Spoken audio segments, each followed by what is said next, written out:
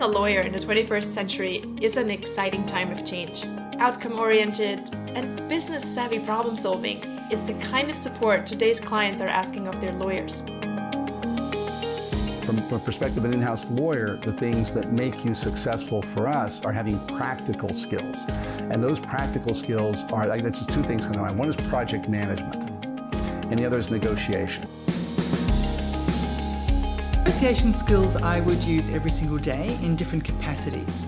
A good negotiation and a good negotiated outcome is one where the parties feel comfortable and confident enough to walk away from the table despite having put a lot of work into the negotiation if they're not getting the best outcome they can. I think if you're interested in solving problems and developing skills that will serve you in life and in the practice of law, particularly being able to negotiate, to collaborate, to problem solve, it's a great experience. This is the future.